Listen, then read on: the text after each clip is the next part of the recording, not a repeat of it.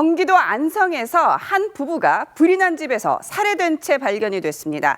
그런데 이 부부를 살해하고 불을 지른 사람은 현직 소방관으로 심지어 불을 내고 직접 신고 전화까지 한 사실이 알려져 충격을 주고 있습니다. 이 소방관 저희 TV조선과 인터뷰까지 했습니다. 직접 들어보겠습니다.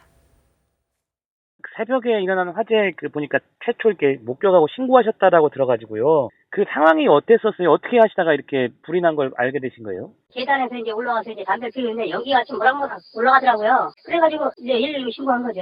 보니까 이제 소방관 하셔서 그쪽은 이제 잘 아시는 것 같은데 그러고 나서 신고하시고 가보셨어요? 그쪽으로요? 아, 그거 현장은 못 가봤어요. 그러니까 이제 이게 여름이고 이분 그렇게 불날 수 있는 큰 이게 아닌가 혹시라도 불 났으면 바로 이렇게 나올 수 있는 상황이 아니었나 다들 이렇게 의아해하니까 제가 이제 현장은 못 들어가 봤어요. 그래가지고 어떻게 된 상황인지 몰라요, 저는. 휘발유 냄새나 이런 거는 안 났죠? 아, 그거 모르죠. 제가 바깥에만 있었는데. 참 뻔뻔하다는 말로도 모자란 사람 같아요. 사람을 죽이고 불을 지르고 심지어 자기가 신고 전화까지 해서 저렇게 태연하게 목격자 행세까지 하고 있습니다. 정말 이 섬뜩한 남자. 어떻게 된 사연인가요? 지난 1일에 이제 안성의 단독주택에서 화재가 발생하게 되는데 이웃집 소방관이 이를 신고하게 됩니다. 예. 근데 어찌됐든 불은 10분 만에 꺼졌는데도 불구하고 여기에 살던 부부는 숨진 채 발견이 되거든요. 화재 때문에 죽었나 했지만 예. 감식을 해보니까 타살의 흔적이 발견이 되게 됩니다. 그리고 예. 범행 장소에서 200m 떨어진 선산에서 또 이 범행으로 추정되는 흉기까지 발견이 되거든요. 사건 발생 열흘 만에 이 최초 신고자가 피의자로 특정이 돼서 검거가 된 겁니다. 이 피의자는 도박빚에 시달리다가 옆집, 이웃집에 금품을 뺏기 위해서 침입했다가 이렇게 살인사건까지 이르게 된 것인데 놀라운 것은 아무렇지도 않게 태연하게 이 화재를 신고하고 인터뷰까지 했던 사실입니다. 그러니까요. 이 소방관 그러니까 화재 전문가이기 때문에 불은 또 오죽 잘 질렀겠습니까? 이해가 안 되는 게요. 범행 흔적을 없애기 위해서 불을 질렀다는 것은 알겠습니다. 그런데 신고 전화를 왜 해요? 이 심리를 어떻게 봐야 할까요? 일반적으로 이제 범행을 종료하고 나서 이 수사가 어떻게 진행되는지에 대해서 많은 관심을 갖기 마련입니다. 범인들이요? 범인들이 그렇죠. 그래서 이제 이것에 나름대로 일정한 조정 통제를 통해서 본인 스스로는 그 용의선상에서 완전히 빠지고 싶은 그런 마음이 상당 부분 있는 것이고 사실은 이제 소방관으로서 불을 놓는 행위 자체도 완전 범죄를 꿈꿨을 가능성이 있다. 왜냐하면 범죄 현장을 불을 놓게 되면 아주 효과적으로 완전히 멸실 훼손되거든요. 그래서 방화범의 목적 중에 하나가 범죄 현장을 완전히 없애버리려고 하는 이것을 먼저 생각을 했었는데 다만 이제 이 과학 수사를 통해서 이것이 단순한 실화 사건이 아니고 살인 사건으로 갔으리라고까지는 예상 못한 것 같습니다. 왜냐하면 이제 처음에는 이 사고로 그러니까 단순 실수로 불이 났다라고 이렇게 좀 생각을 했던 경찰의 수사 방향이 이 국과수 부검 결과 끌림이 사실은 이제 기도 등에서 보여야 되는데 이것이 사실은 이제 전혀 보여지지 않았다라고 한다면 이미 사망하고 나서 이제 불을 놓았다라고 은폐하기 위해서. 그렇죠. 그래서 단순한 실화 사건에서 유력한 살인 사건으로 방향을 바꾸었던 것이죠. 이것에 대한 본인의 그 압박감도 상당 부분 있었을 가능성이 있고요.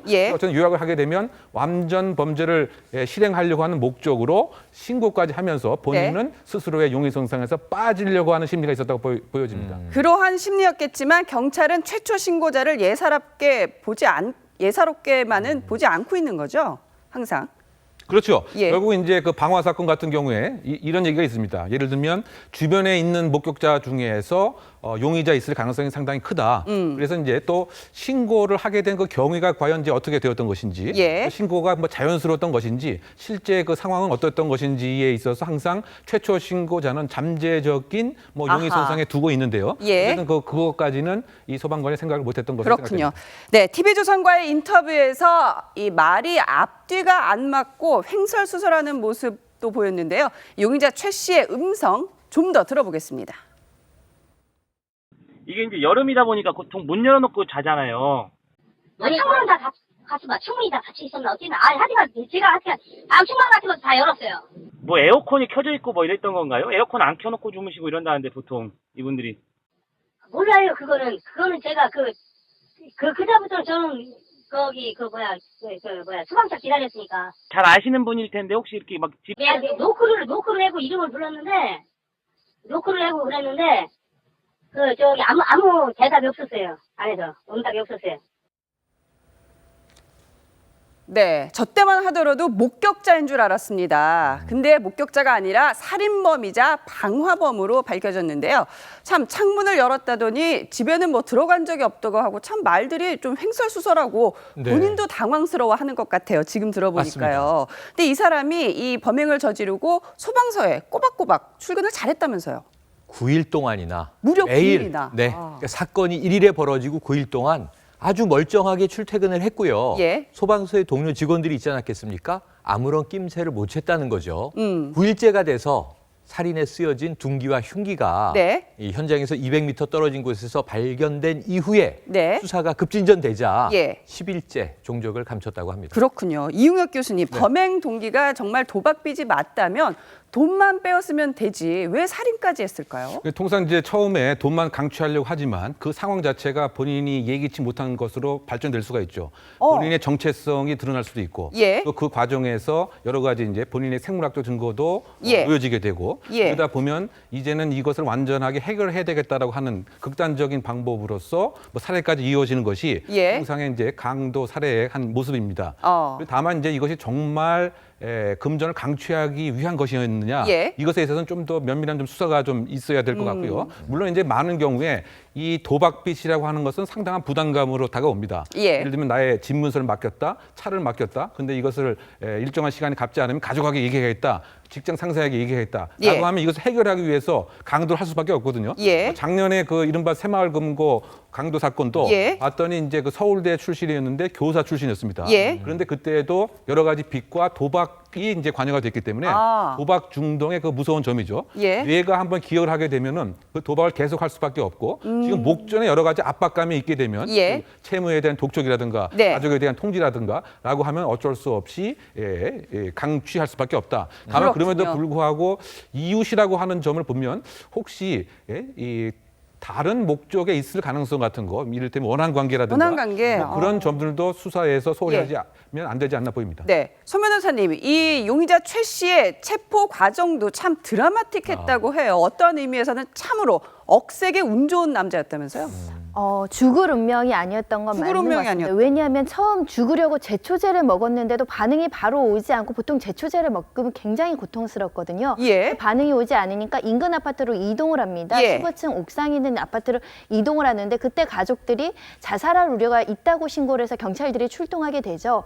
그 상황에서 대치하고 있다가 15층 옥상에서 매달려 있다가 일단은 몸을 던졌는데 그 경찰이 이제 손에 뿌리치면서 반동이 생긴 모양입니다. 아. 그러다 보니까 바로 아래층 쪽으로 바로 그 복도 난간으로 떨어지게 되고 예. 거기서 멈추지 않고 두 차례 다시 투신을 시도를 하는데 다시 13층 복도 난간에 발이 걸려서 생명을 건지게 된 겁니다. 말하자면 죽으리 길을 3번 스스로 자초를 했는데도 예. 불구하고 현재는 그 생명에는 지장이 없는 상태라고 하니까 예. 아마 정당하게 형벌을 받으라 이런 명령이지 않을까 그렇군요. 싶습니다. 그게 하늘의 뜻이 아닐까 싶은데 최영일 평론가님. 네. 그런데 이렇게 극단적인 목숨을 끊으려고 하는 선택까지 할 정도면 네.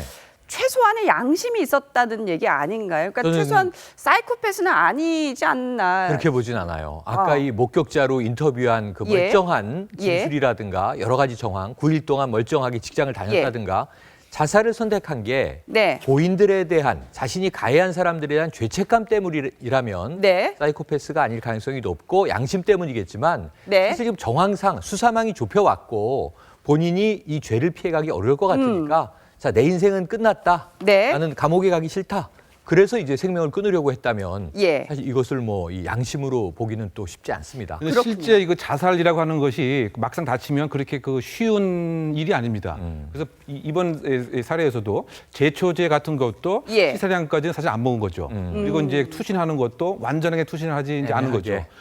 그래서 그 얘기는 뭐냐면 예. 일반적으로 자살을 이제 마음을 먹어도 예. 실제 자살을 하는 그 상황에서는 본인이 느끼는 아픔과 충격 이런 것을 제일 최소화시키려고 하는 방법을 하거든요. 아. 또 자살을 했다가도 사실은 마음을 바꿔서 자살을 예. 못하게 되는 것이 보통입니다. 뭐 그런 측면에서 봤을 때는 뭐 양심에 관한 것도 있지만 실제로 행동으로 옮기는 상태까지 마음을 먹을 정도의 죄책감은 분명히 없었지 않았나 생각됩니다. 아니 독하게 정말 멀쩡한 이웃 부부들은 그렇게 목숨을 했더니 정작 본인 목숨은 참 그렇게. 그런데 그렇다고 해서 이제 생명은 소중한 것이죠. 그렇죠, 그래서 이제 그렇죠. 어쨌든 간에 지금 그 변호사께서 말씀하신 대로 죄의 값을 이제 받아야 되는 예. 이런 상황에 있었던 것, 그리고 생명이 어떻게 소중해서 그래 그나마 다행이다. 그래서 자살하지 않고 생명을 유지하고 있었던 예. 점, 이 점은 이제 동일해야 되지 않나 생각됩니다. 네.